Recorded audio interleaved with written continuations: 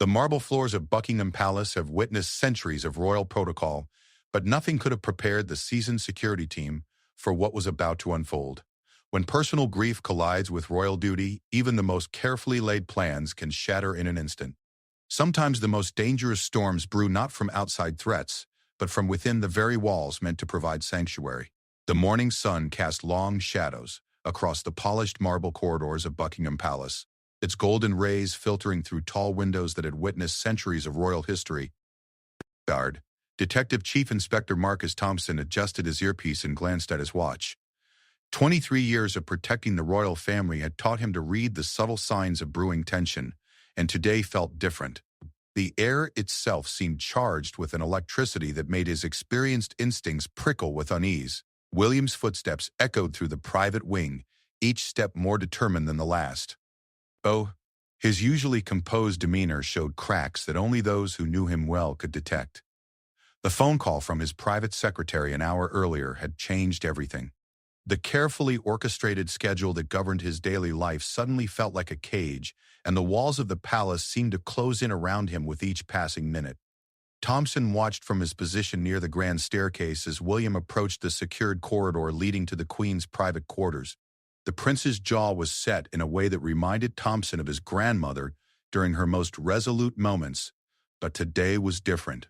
Today, William carried the weight of news that could reshape the monarchy's future, and Thompson could see the internal struggle playing out in the prince's measured but increasingly urgent stride.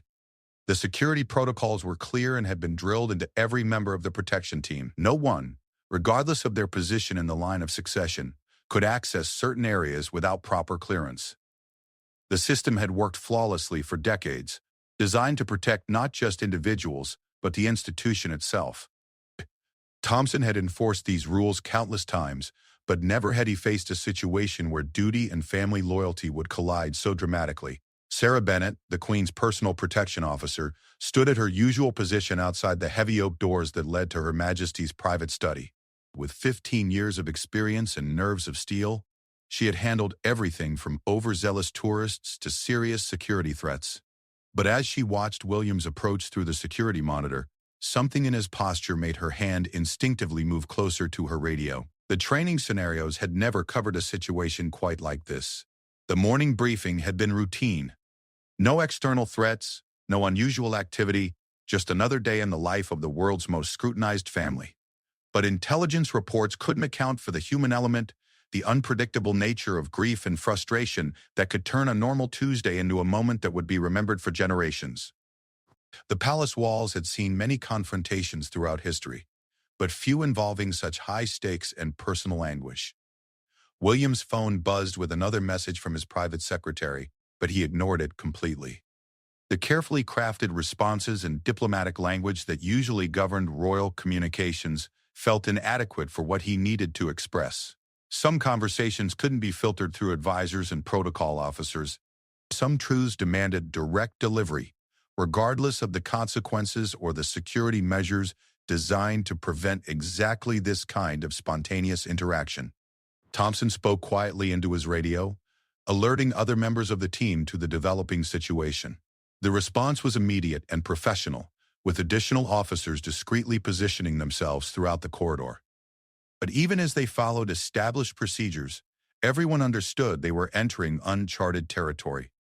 The rules that governed their daily operations had never been tested against a member of the royal family who was prepared to challenge the system itself. The Queen's daily schedule showed she was in private consultation with her senior advisors, discussing matters of state that required her immediate attention. The timing couldn't have been worse, or perhaps from William's perspective, it couldn't have been better. The discussion he needed to have with his grandmother was exactly the kind that palace officials would normally schedule weeks in advance, carefully managed and thoroughly prepared. But some conversations couldn't wait for convenient timing. As William reached the final checkpoint before the Queen's private quarters, Officer James Crawford stepped forward with practiced professionalism. At 28, he was one of the younger members of the protection detail, but his training had been thorough and his dedication absolute. The procedures were clear, and his duty was to enforce them regardless of who might be seeking access. But looking into William's eyes, Crawford could see this wasn't a casual visit or a minor breach of protocol. The palace's communication systems crackled with quiet updates as word of the developing situation spread through the security network. Each officer understood their role in the carefully choreographed dance that kept the royal family safe, but they also recognized that some situations fell outside the scope of normal operations. The training manuals had chapters on external threats and security breaches, but they offered little guidance for handling a future king who was determined to speak with his grandmother immediately. William's personal protection officer, Detective Sergeant Alan Richards, found himself in an impossible position. His primary duty was to ensure William's safety and well-being, but he also had to work within the broader security framework that governed the entire palace. The competing loyalties and overlapping responsibilities created a tension that experienced officers had never been forced to navigate. Every decision in the next few minutes would be scrutinized and analyzed for years to come. The heavy oak doors that separated William from his grandmother represented more than just a physical barrier. They symbolized centuries of tradition, protocol, and the careful balance between personal relationships and institutional responsibilities. Behind those doors, the Queen conducted the business of state with the same methodical precision that had defined her reign. The interruption William was about to force would challenge not just security procedures, but the fundamental way the monarchy managed its most sensitive communications. Thompson's radio crackled with an update from the Central Security Office. Additional officers were being quietly positioned throughout the building, not to create a confrontation, but to ensure that whatever happened next could be managed professionally and discreetly. The palace had weathered many storms throughout its history, but few had originated from within its own walls with such potential for lasting impact. The morning light continued to stream through the tall windows, casting shifting patterns on the marble floors as clouds moved across the London sky. In a few minutes, this ordinary Tuesday morning would become anything but ordinary. The careful routines that governed life in the palace were about to be tested by forces that no amount of planning could have anticipated. William paused just outside the final checkpoint, his hand resting briefly on his phone as another message arrived.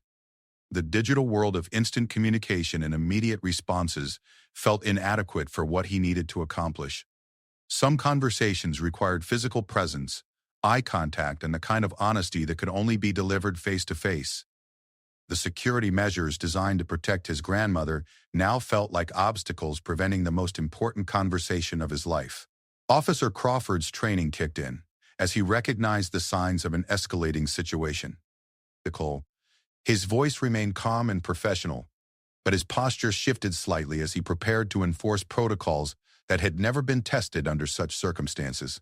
The next few minutes would determine not just the outcome of this specific incident, but potentially reshape how security procedures balanced institutional requirements with family dynamics. The palace corridors, usually filled with the quiet efficiency of daily operations, seemed to hold their breath as everyone present recognized they were witnessing something unprecedented. History was about to be made, not through grand ceremonies or official pronouncements, but through a grandson's determination to reach his grandmother despite every rule and regulation designed to prevent exactly this kind of direct access. As William took his final steps toward the doors that had become the focal point of the brewing confrontation, every person in the corridor understood that the next few minutes would be remembered long after their careers had ended. The careful balance between security and accessibility, between institutional protection and family relationships, was about to be tested in a way that no training manual had ever anticipated. The stage was set for a confrontation that would challenge everything the palace security team thought they understood about their duties, their loyalties, and the delicate balance between protecting the monarchy as an institution and serving the individuals who embodied its future. In the quiet tension of that marble corridor, the weight of history pressed down on everyone present as they prepared for what would come next. The tension in the corridor reached a breaking point as William's patience finally snapped.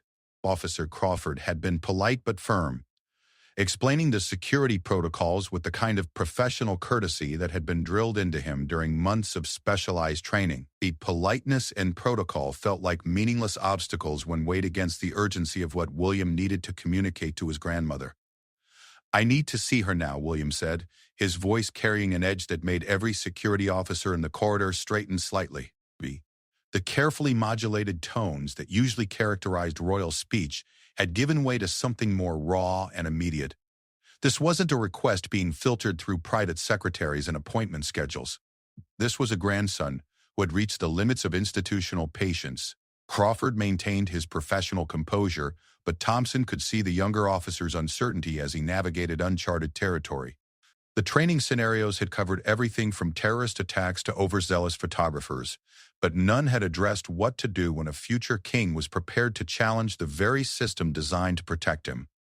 The careful protocols that govern palace life suddenly seemed inadequate for managing human emotion and family urgency.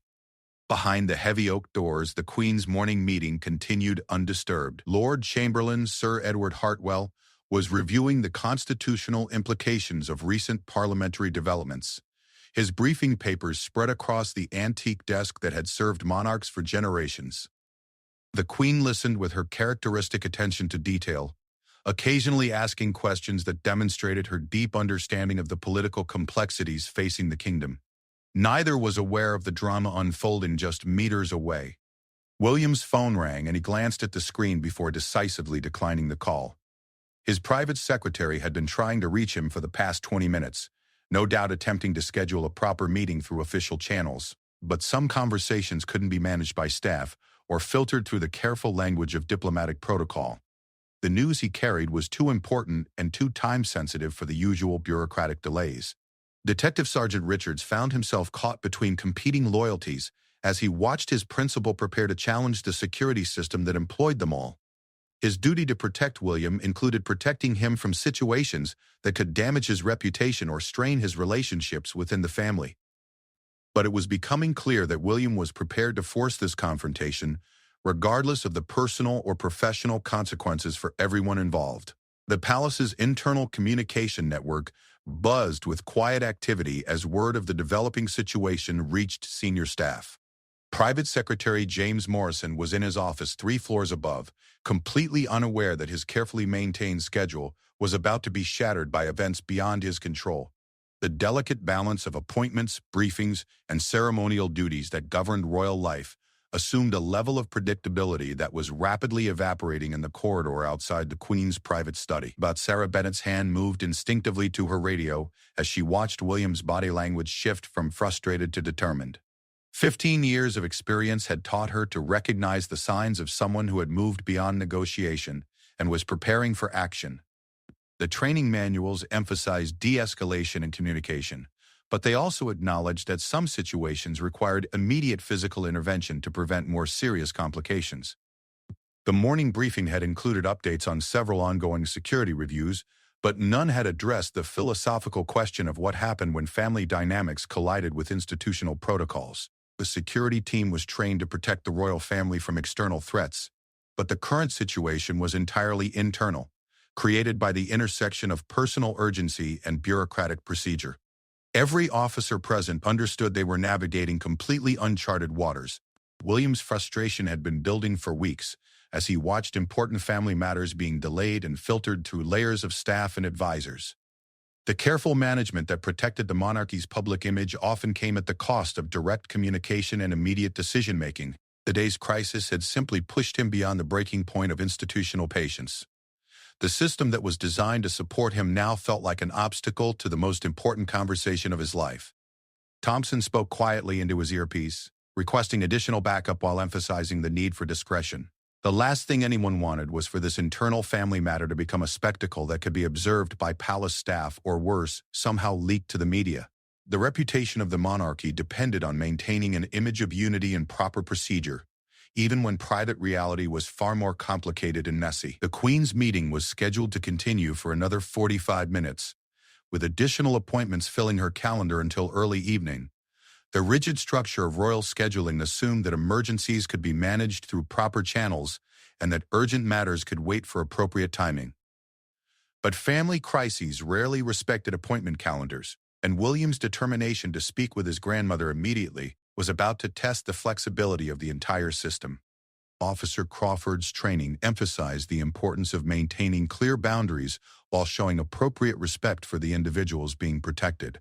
But the current situation fell outside the scope of standard procedures, creating a conflict between his duty to enforce security protocols and his recognition that he was dealing with a family member who might have legitimate reasons for needing immediate access. Protection and accessibility was being tested in real time. The palace corridors had witnessed many confrontations throughout their long history, but few involved such a direct challenge to the systems designed to protect the monarchy itself. Measures had been refined over decades, incorporating lessons learned from various incidents and threats, but no one had anticipated a scenario where a member of the royal family would be willing to challenge those very protections in pursuit of an urgent family conversation. William's personal frustration was compounded by his growing awareness that his actions were putting career security officers in an impossible position. He genuinely respected the men and women who dedicated their lives to protecting his family, but his respect for their service couldn't override the urgency he felt about communicating directly with his grandmother. The competing loyalties created a tension that had no easy resolution. As the standoff continued, other members of the palace staff began to take notice of the unusual activity in the normally quiet corridor. Administrative assistants working in nearby offices could hear the low conversations and increased radio chatter that indicated something significant was happening. The palace's rumor network, always active despite official attempts to maintain discretion, began to buzz with speculation about the nature of the disturbance. The security cameras positioned throughout the corridor captured every moment of the developing confrontation, creating a permanent record that would later be analyzed and discussed by security professionals and palace officials. The technology designed to protect the royal family was now documenting a moment that challenged the fundamental assumptions about how that protection should be implemented and maintained. Thompson's years of experience had taught him that the most dangerous situations often develop not from external threats but from internal tensions that suddenly reached a breaking point. The current scenario had all the elements of a crisis that could spiral beyond anyone's control if not handled with extreme care and sensitivity. The stakes involved not just individual careers, but the reputation and effectiveness of the entire royal protection system. Behind the oak doors, the Queen continued her meeting, completely unaware that her grandson was preparing to force his way into her private quarters. The constitutional matters being discussed seemed abstract compared to the very real human drama unfolding just outside. The careful separation between public duties and private family life that had characterized her entire reign was about to be challenged in the most direct way possible.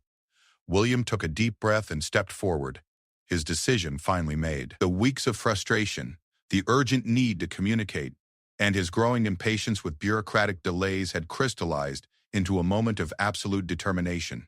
Whatever the consequences for palace protocol or his relationships with the security staff, he was going to have the conversation with his grandmother that couldn't wait for proper scheduling and official channels.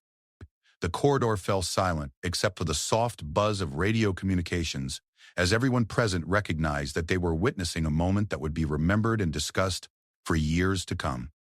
A careful balance between duty and family, between institutional protection and personal relationships, was about to be tested in the most dramatic way possible. History was being made in real time, and everyone involved understood the weight of the moment they were experiencing. The moment of confrontation arrived with shocking suddenness.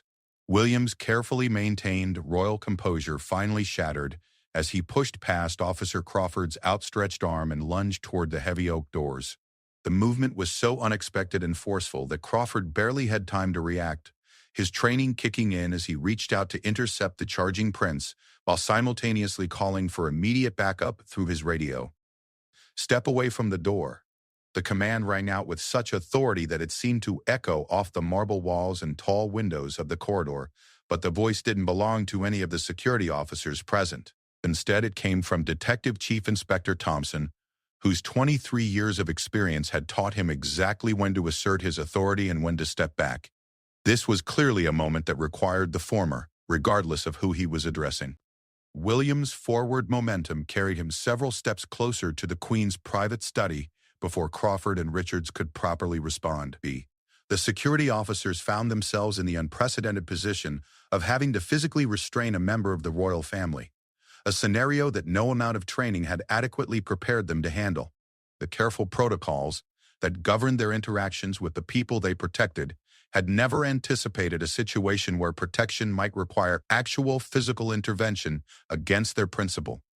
The heavy oak doors remained firmly closed, But the commotion in the corridor was loud enough to be heard from within the Queen's private study. Lord Chamberlain Sir Edward Hartwell paused mid-sentence in his briefing about parliamentary procedures, his experienced ear detecting the unusual sounds of struggle and raised voices. The Queen herself looked up from the constitutional documents spread across her desk, her expression showing the first signs of concern as she recognized that something significant was happening just outside her sanctuary. Sarah Bennet's 15 years of experience kicked in as she moved to secure the entrance to the Queen's quarters, while simultaneously coordinating with other security personnel through her radio. The protection of the monarch took precedence over everything else, including the well-being of other family members if they posed any kind of potential threat. The training was clear on this point, even if the emotional reality of the situation made following that training extraordinarily difficult. William struggled against the hands that were now restraining him, his frustration reaching a level that overrode years of careful royal training and public decorum. "You don't understand," he shouted, his voice carrying a desperation that made everyone present recognize this wasn't simply about protocol or scheduling conflicts. She needs to know about this now, before it's too late to make a difference. The family is about to face something that will change everything, and she's the only one who can guide us through it. The revelation that this confrontation stemmed from genuinely urgent family business rather than mere impatience created a moment of uncertainty among the security staff. Thompson found himself weighing his duty to maintain protocol against the possibility that William's actions were motivated by legitimate concerns that justified breaking established procedures. The careful balance between institutional protection and family welfare had never been tested under such dramatic circumstances. Detective Sergeant Richards faced perhaps the most difficult position of all, caught between his specific duty to protect William and his broader obligation to maintain palace security. His principal was clearly in distress and believed he was acting in the family's best interests, but those actions were putting him in direct conflict with systems designed to protect the very institution he would someday lead. The philosophical complexity of the situation offered no easy answers or clear guidelines for action. The struggle continued for several more seconds as additional security officers arrived from other parts of the palace, their footsteps echoing through corridors that rarely witnessed such dramatic scenes.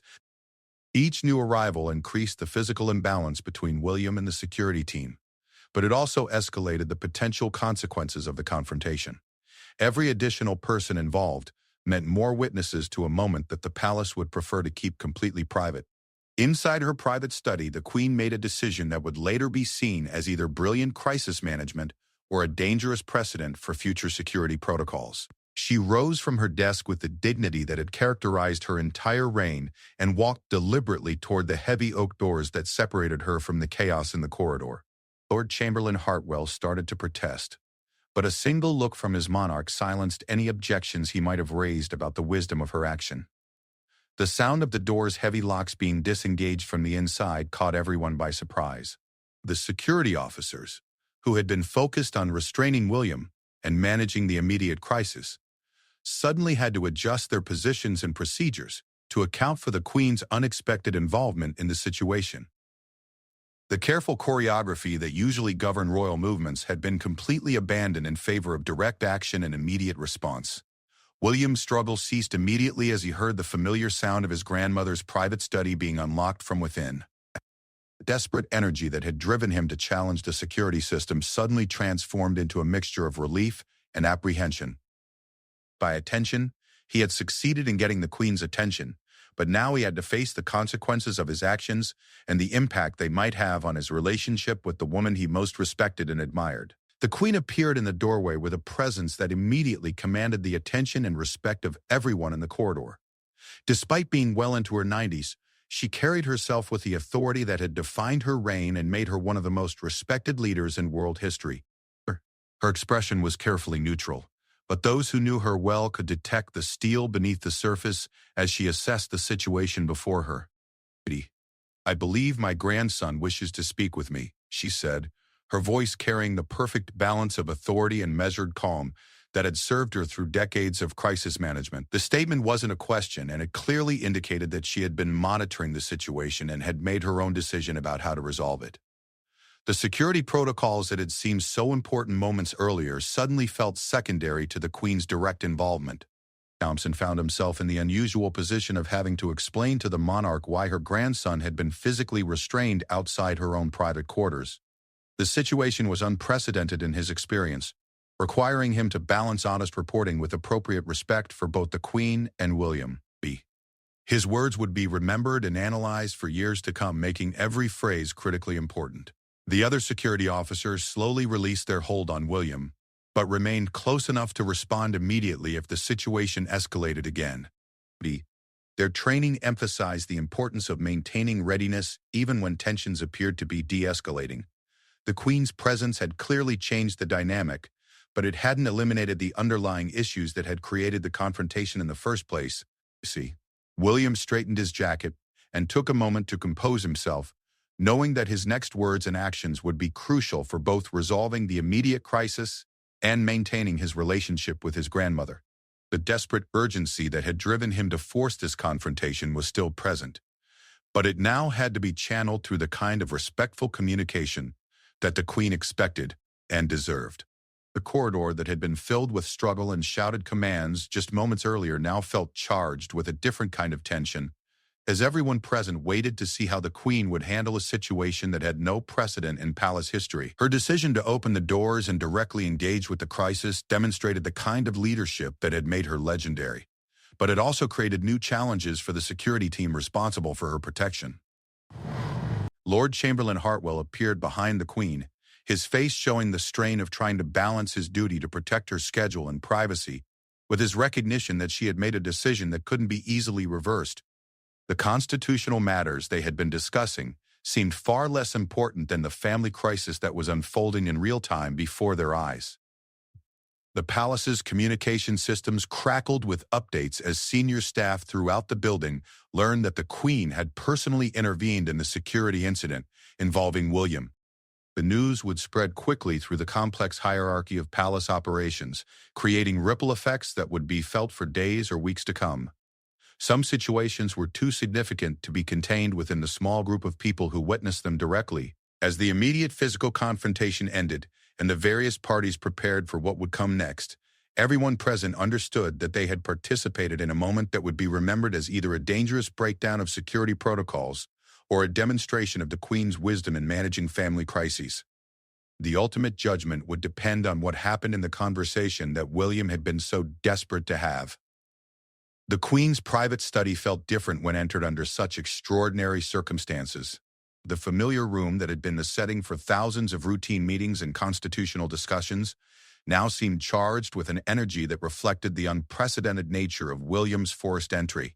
The antique furniture and historical portraits that usually provided a sense of continuity and stability appeared to witness a moment that would reshape the understanding of how family emergencies intersected with royal protocol.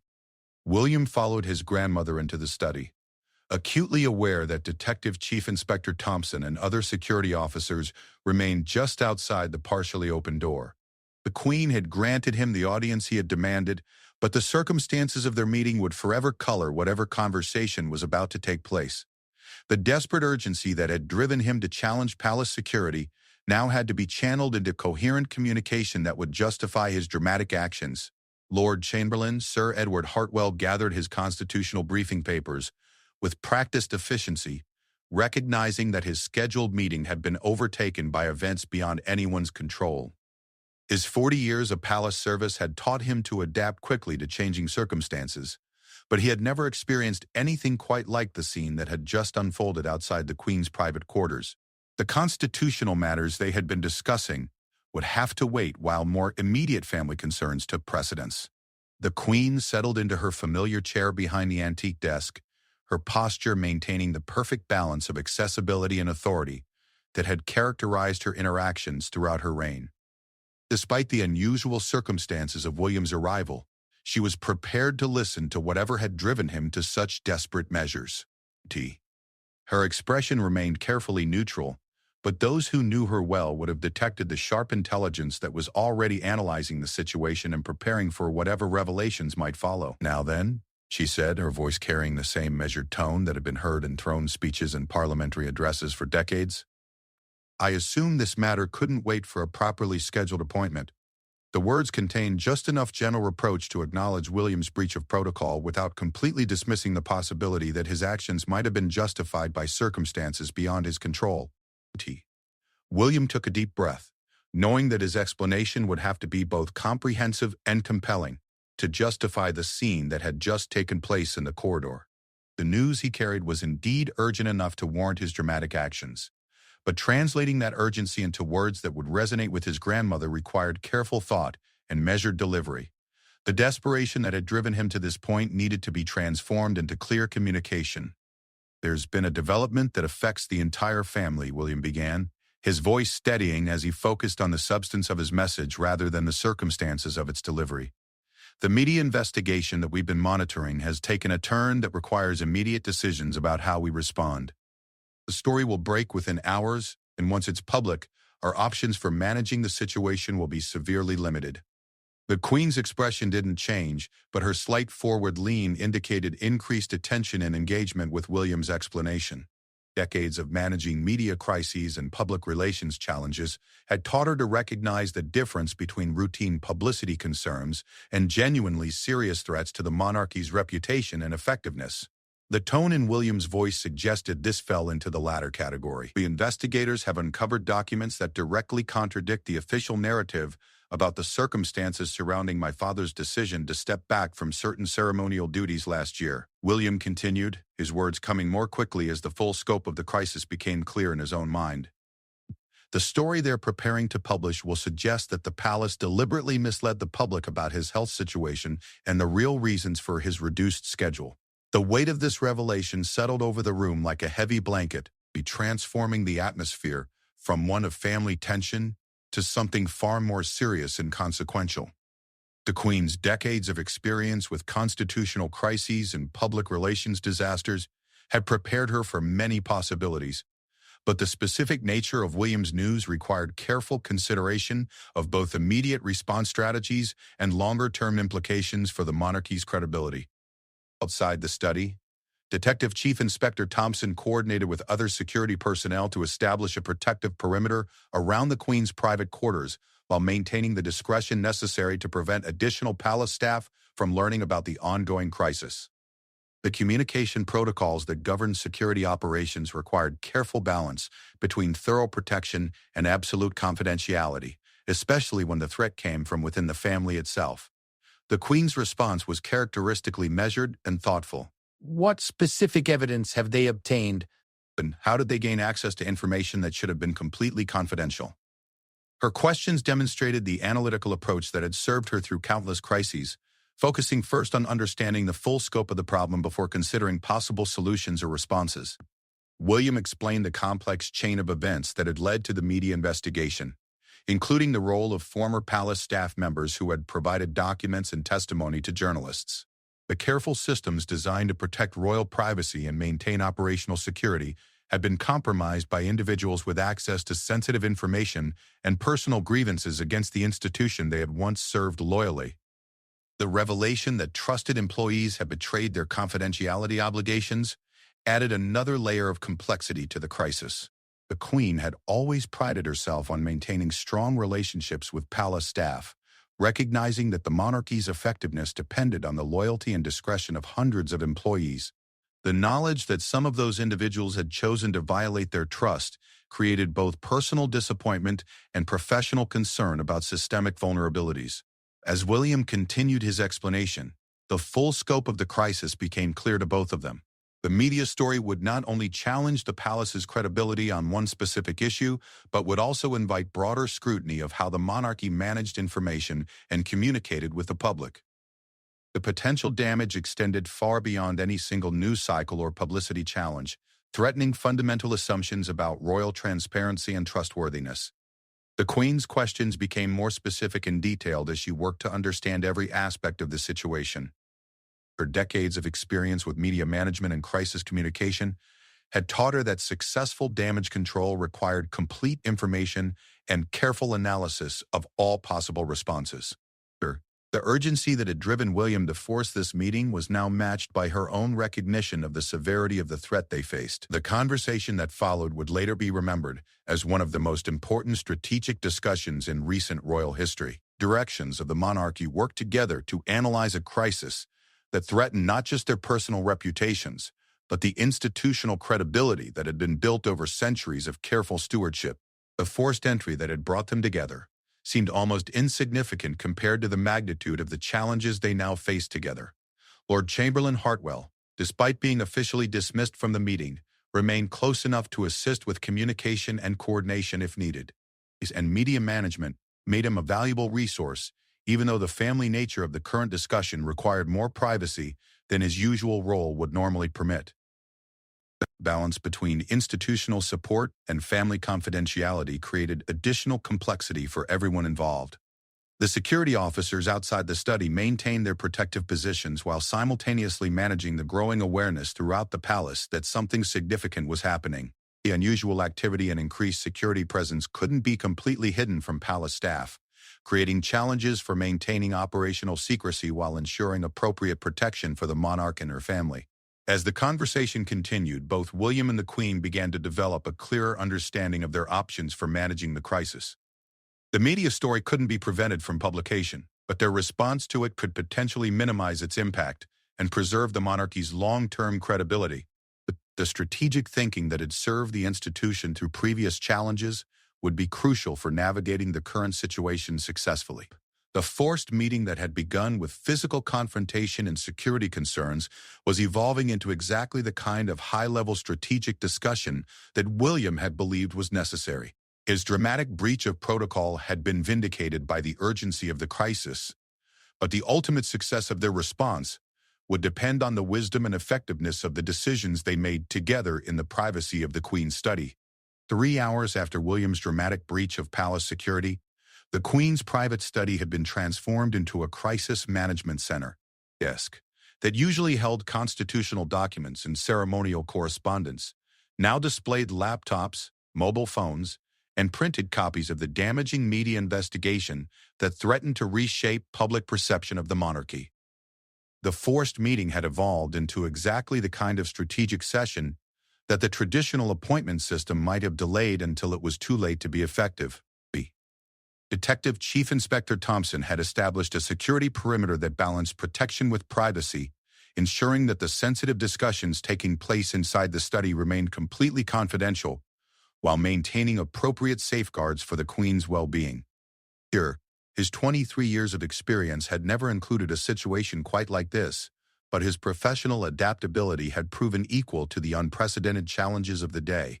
The media investigation's publication deadline was now less than 6 hours away, and the response strategy developed by William and the Queen required immediate implementation across multiple channels of royal communication.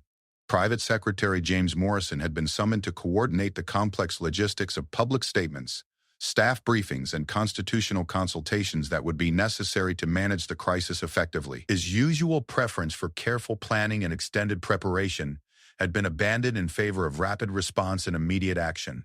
The Queen's decision to grant William the emergency audience he had demanded was now vindicated by the scope and sophistication of the response they had developed together.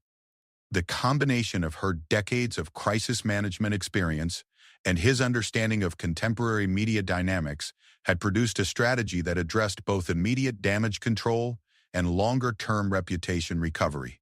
The forced confrontation in the corridor had evolved into precisely the kind of collaborative leadership that the monarchy needed during its most challenging moments. Lord Chamberlain Sir Edward Hartwell coordinated with constitutional experts and parliamentary liaisons to ensure that the royal response aligned with broader governmental communication strategies. The crisis threatened to create political complications that extended far beyond the monarchy itself, requiring careful coordination with Downing Street and other government agencies.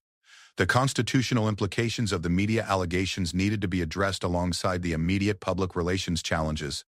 William's personal protection officer, Detective Sergeant Richards, found himself reflecting on the morning's events, with a mixture of professional concern and growing respect for his principal's judgment. The desperate urgency that had driven William to challenge palace security had been completely justified by the severity of the crisis they now understood. The breach of protocol that had seemed so problematic hours earlier now appeared to have been essential for protecting the monarchy's long-term interests. The response strategy included immediate, proactive statements that would be released simultaneously with the damaging media story, ensuring that the royal perspective reached the public at the same time as the critical investigation. This approach represented a significant departure from the monarchy's traditional preference for measured responses and careful consideration. But the current crisis demanded speed and decisiveness over cautious deliberation. Sarah Bennet maintained her protective position outside the Queen's study, coordinating with security personnel throughout the palace to manage the increased activity and ensure operational secrecy. The unusual number of senior advisors and communication specialists entering and leaving the private quarters had attracted attention from other palace staff, requiring careful management to prevent rumors and speculation from spreading beyond the building's walls. The Queen's personal involvement and detailed media strategy represented another departure from established protocol, but her direct engagement proved crucial for developing responses that carried appropriate authority and credibility.